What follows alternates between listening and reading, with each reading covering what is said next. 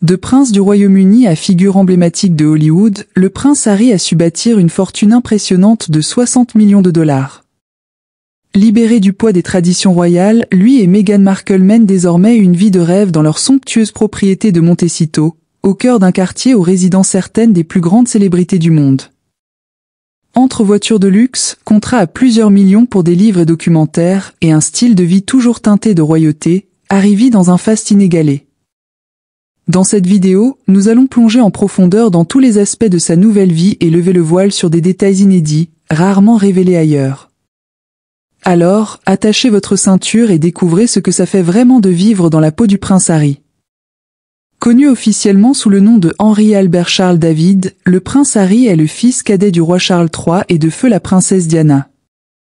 Son frère aîné, le prince William, est devenu l'héritier direct du trône britannique après le décès de leur grand-mère, la reine Elisabeth II, en septembre 2022, un événement qui a propulsé leur père sur le trône.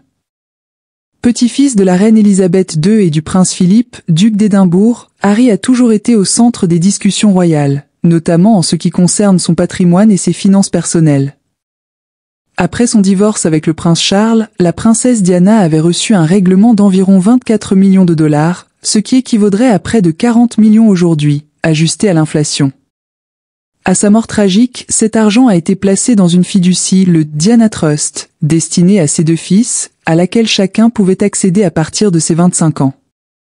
Lorsqu'Harry a atteint cet âge, il a commencé à toucher environ 450 000 dollars par an provenant des investissements de la fiducie. Et à ses 30 ans, sa part d'héritage avait gonflé à environ 17 millions de dollars. En plus de l'aspect financier, Harry et William ont hérité d'objets personnels de leur mère, notamment des bijoux, à forte valeur émotionnelle et historique. Alors que le destin de William, futur roi, est tracé par les obligations royales, la décision d'Harry de s'émanciper de la monarchie lui a offert une liberté totale dans l'usage de son héritage. Deux chemins bien distincts, l'un dicté par le devoir, l'autre par la quête de liberté et de renouveau. Cependant, Harry n'a pas pu bénéficier de l'une des plus grandes sources de revenus de la famille royale, le duché de Cornouailles. Créé en 1337, ce duché possède aujourd'hui un portefeuille immobilier de 1,3 milliard de dollars, générant entre 20 et 30 millions par an de revenus nets pour le prince de Galles. Pendant le règne de la reine, c'est Charles qui en profitait, et à son accession au trône, William en est devenu le principal bénéficiaire. Harry pourrait néanmoins avoir reçu une partie de l'héritage laissé par sa grand-mère, la reine Elisabeth II. Bien que les détails de sa succession restent confidentiels, il est probable qu'elle comprenait des propriétés, des investissements et de précieux objets familiaux. Traditionnellement, les héritiers directs reçoivent la plus grande part de l'héritage royal, ce qui signifie que William aurait hérité de la majorité des biens. Toutefois, Harry pourrait avoir reçu des cadeaux personnels, des bijoux ou des actifs financiers de la part de sa grand-mère. Né le 15 septembre 1984, Harry fut baptisé le 21 décembre de la même année à la chapelle Saint-Georges du château de Windsor. Dès son plus jeune âge, il fut affectueusement surnommé Harry par sa famille et le grand public, bien que son frère William l'appelait parfois en plaisantant Harold. Il a grandi entre le palais de Kensington à Londres et la maison de Highgrove, dans le Gloucestershire. Mais derrière l'image dorée de la monarchie, le mariage de ses parents était en crise. Leur divorce fut officialisé en 1996 et un an plus tard, la tragédie frappa. Diana mourut dans un accident de voiture. Harry n'avait que 12 ans. Ce drame a profondément marqué sa vie. Il a fréquenté l'école Ludgrove avant de rejoindre le très prestigieux Eton College. Moins académique que son frère, Harry brillait dans les sports, notamment le rugby et le polo. Charismatique et à l'aise en équipe, il se distinguait aussi par ses qualités relationnelles. En 2003, après avoir terminé Eton, il décide de prendre une année sabbatique avant d'intégrer l'armée britannique.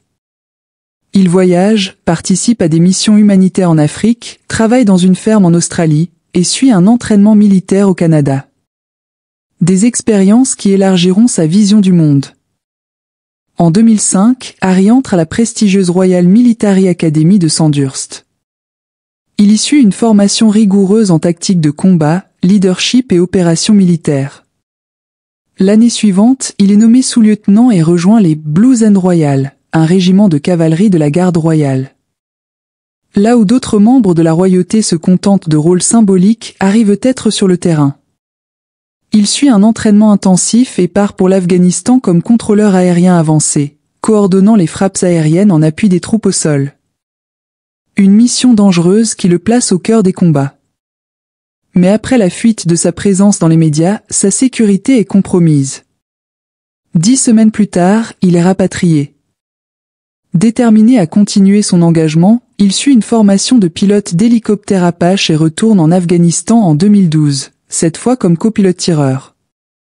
Il participe à plus de 100 missions opérationnelles, soutenant les forces au sol et engageant des cibles ennemies.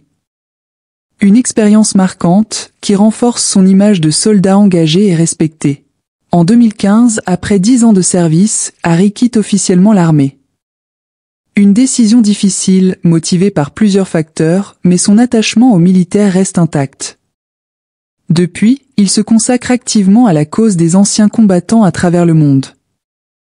Côté finance, tout bascule en janvier 2020 lorsqu'Harry et Meghan annoncent leur retrait de leur fonction royale. En mars, ils officialisent leur départ et entament une nouvelle vie, libre et indépendante, loin du carcan monarchique. Leur objectif, devenir financièrement autonomes tout en bâtissant leur propre image publique. Premier gros coup, en septembre 2020, ils signent un contrat avec Netflix estimé à 150 millions de dollars sur 5 ans. Leur société de production se consacre à des contenus scénarisés, des documentaires et des programmes pour enfants. Puis vient un partenariat à 18 millions de dollars avec Spotify, pour lancer un podcast où ils abordent des sujets intimes, de société, de santé mentale et de développement personnel. En 2021, le prince Harry a encore renforcé sa présence médiatique en collaborant avec Oprah Winfrey pour une série documentaire sur la santé mentale, diffusée sur Apple TV+. Cette série avait pour objectif de mettre en lumière le bien-être émotionnel, un sujet que Harry défend avec ferveur depuis des années. Ces projets ne se sont pas seulement révélés influents dans le monde du divertissement, ils ont également posé les bases d'une réelle indépendance financière, totalement détachée du financement royal. Au-delà des projets médiatiques, les prises de parole en public sont devenues une autre source de revenus majeure pour le couple. Le prince Harry, en particulier, est fréquemment invité à des événements prestigieux pour partager sa vision sur la santé mentale, le changement social et le leadership. Il a notamment participé au Forum économique mondial de Davos et à l'événement Progress 1,000 du London Evening Standard, affirmant ainsi son statut de penseur engagé et d'influenceur sur les grandes questions contemporaines. Ces interventions ne lui ont pas seulement permis de faire entendre sa voix, elles ont aussi généré des revenus significatifs, preuve de leur repositionnement stratégique vers un rôle d'acteur public engagé. En janvier 2023, le prince Harry fait les gros titres avec la sortie très attendue de ses mémoires intitulées Spare, le suppléant en français. Ce livre, qui offre un regard rare, intime et souvent poignant sur sa vie au sein de la famille royale britannique, lui aurait rapporté une avance d'au moins 20 millions de dollars. Mais Spare n'était que le début. Il s'inscrit dans un contrat global de 4 livres signés par Harry et Meghan, une véritable mine d'or littéraire. Cette autobiographie renforce non seulement le récit personnel d'Harry, mais met également en lumière son engagement continu pour des causes philanthropiques. Avant leur départ de la monarchie, Harry recevait un soutien financier conséquent de son père, estimé à environ 4 millions de dollars par an, couvrant notamment les frais de personnel et de sécurité. Mais cette aide a pris fin lorsqu'ils ont choisi de mener une vie indépendante, rendant leurs projets médiatiques et commerciaux d'autant plus essentiels pour entretenir leur style de vie luxueux, y compris la somptueuse propriété qu'ils possèdent aujourd'hui. En quête de discrétion, de sécurité et de renouveau, le couple a finalement posé ses valises aux États-Unis. Après une longue recherche, ils ont trouvé leur havre de paix à Montecito, un quartier très privé de Santa Barbara, en Californie, réputé pour ses vues côtières époustouflantes, ses paysages verdoyants et sa communauté ultra privilégiée. Achetée en juin 2020 pour 14,65 millions de dollars, leur résidence est bien plus qu'une simple maison, c'est le symbole de leur nouvelle liberté. Surnommée le château, la propriété s'étend sur 7,4 acres, environ 3 hectares, et incarne un chef-d'œuvre architectural inspiré du style méditerranéen. La maison principale, de près de 1800 mètres carrés, compte 9 chambres luxueuses et 16 salles de bain au design raffiné. Les intérieurs sont une parfaite alliance entre élégance européenne et confort contemporain, ton neutre, meubles faits main, et grandes fenêtres cintrées qui laissent entrer une lumière naturelle généreuse. Meghan, dont le sens du style est bien connu, a imaginé un intérieur à la fois sophistiqué et chaleureux.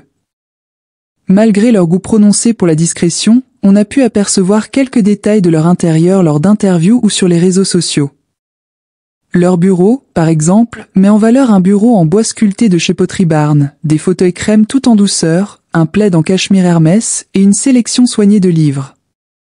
Le salon, révélé lors d'une apparition virtuelle dans America's Got Talent, montre un canapé dans les tons neutres, des coussins rayés, des murs texturés et une grande cheminée en pierre entourée de bibliothèques encastrées. La suite parentale, pensée comme un véritable cocon, offre des poutres apparentes, une salle de bain somptueuse et un balcon privé recouvert de lierre, avec une vue apaisante sur la propriété. Pour leurs enfants, le prince Archie et la princesse Lilibet, le couple a imaginé un univers à la fois magique et rassurant. Un rare aperçu de la chambre de Lilibet montre un cocon doux et poétique, avec des plafonds en bois, une moquette moelleuse et un berceau ovale au centre de la pièce. Les murs sont ornés de fresques peintes à la main, inspirées de la nature, donnant à l'espace une atmosphère féerique propice à l'éveil de l'imagination. La cuisine mêle élégance moderne et confort. Spacieuse, lumineuse, équipée d'appareils haut de gamme, four professionnel, grand réfrigérateur, elle invite autant à cuisiner qu'à partager des moments chaleureux. L'île centrale, en plus d'être un espace pratique, est un lieu de rassemblement pour la famille, où se mêlent conversation, rire et souvenirs autour de délicieux repas. Ouverte sur la salle à manger, elle devient véritablement le cœur de la maison.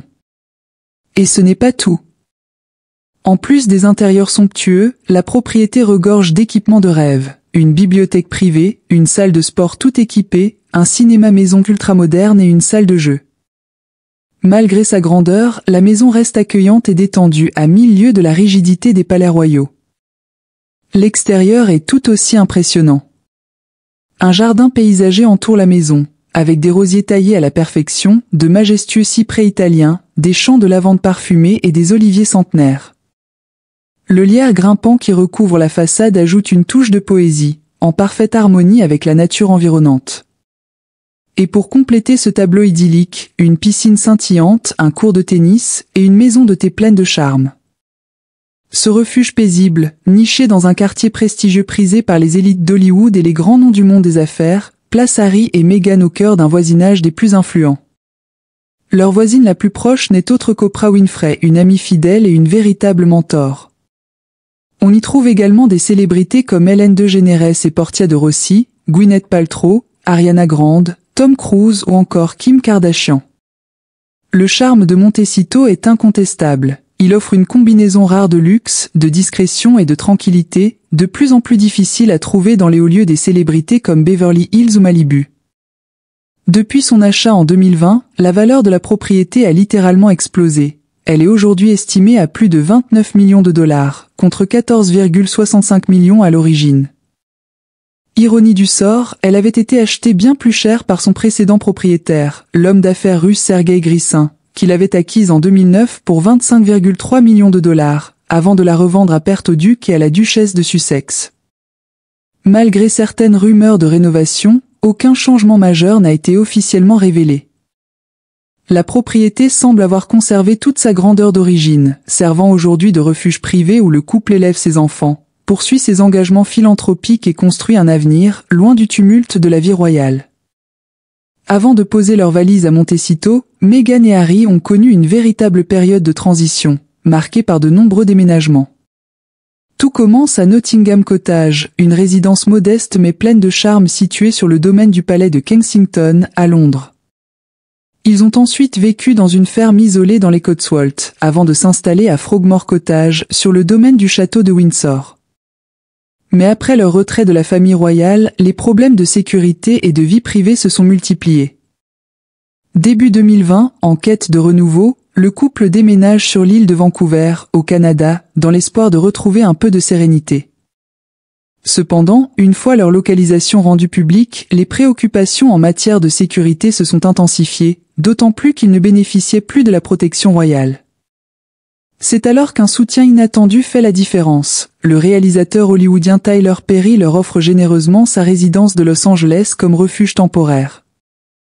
Non seulement il met à leur disposition une maison somptueuse, mais il prend également en charge leur sécurité privée, leur permettant de souffler et de planifier la suite. Grâce à ce soutien crucial, ils ont pu rebondir et acheter enfin leur maison de rêve à Montecito, un lieu où ils peuvent véritablement poser leurs racines et vivre selon leurs propres termes. Le prince Harry est depuis longtemps passionné d'automobile, et sa collection au fil des années reflète à la fois son statut royal et son goût pour l'aventure. Comme beaucoup d'autres membres de la famille royale qui aiment conduire eux-mêmes pour se sentir normaux, Harry montre très tôt un intérêt marqué pour les voitures. Sa première voiture ? Une Volkswagen Golf, offerte par son père pour ses 17 ans. Comme son frère William, Harry passe son permis à cet âge-là, une épreuve particulière, puisque la présence d'un garde du corps est obligatoire durant l'examen. La Golf n'était peut-être pas très tapax en Graveleuil, mais c'était un choix pratique et fiable, coûtant environ 20 000 $ à l'époque. Au fil du temps, ses compétences de conducteur se développent, tout comme ses goûts. Il passe ensuite à une Audi A3, marquant le début d'une longue histoire avec le constructeur allemand, apprécié pour ses lignes épurées et sa maniabilité. Ce modèle représentait un vrai palier pour le jeune prince, avec un prix avoisinant les 30 000 $ à l'achat. En 2005, alors en formation militaire à l'Académie royale de Sandhurst, Harry découvre un tout autre type de véhicule, le blindé de reconnaissance Spartan. Lors de sa formation au centre de maintenance des véhicules blindés de Bovington, dans le Dorset, il est photographié en pleine manœuvre à bord de cet engin militaire. Contrairement aux véhicules civils, ces blindés peuvent coûter plus de 650 000 $, selon les options choisies. De retour à la vie civile, Harry reprend le volant, cette fois avec une Audi S3, un modèle plus sportif et puissant. Dotée d'un moteur 2.0 litres turbo, elle peut passer de 0 à 100 km/h en à peine 5 secondes, avec une vitesse de pointe de plus de 250 km/h. Ce modèle, évalué à environ 45 000 $, marque une nouvelle étape dans sa passion automobile. Au fur et à mesure que sa carrière militaire progresse, son engagement envers les anciens combattants et les militaires blessés prend aussi de l'ampleur. En 2014, Harry fonde les Invictus Games, un événement sportif international destiné aux soldats blessés en service. Au fil des années, il a conduit différents véhicules pour promouvoir ses jeux, notamment la Jaguar F-Type, une voiture de sport à la fois élégante et puissante, un choix qui reflétait parfaitement son soutien aux militaires. Avec un prix de base avoisinant les 70 000 $ et des versions haute performance dépassant les 100 000 voire 130 000 $, la Jaguar F-Type s'imposait comme une option aussi symbolique qu'impressionnante pour le prince. En 2016, alors que sa relation avec Meghan Markle devient publique, ses choix automobiles commencent à refléter un style de vie de plus en plus médiatisé. Le couple est souvent aperçu à bord d'une Audi RS6 avant, un break de luxe équipé d'un moteur V8 biturbo capable d'atteindre 280 km/h. Vendue à l'origine aux alentours de 120 000 $, cette voiture fait parler d'elle en novembre 2023 lorsqu'elle est mise en vente sur pistonhead.com pour 55 000 $, une forte baisse, mais toujours un véhicule prestigieux au lien royal. Lors de leur mariage, Harry et Meghan n'ont rien laissé au hasard, et leur voiture de départ était à la hauteur de l'événement. Ils quittent la réception à bord d'une Jaguar E-Type Concept Zero, une version entièrement électrique de l'emblématique voiture de sport britannique. Détail touchant, la plaque d'immatriculation a été personnalisée pour afficher la date de leur mariage, E190518.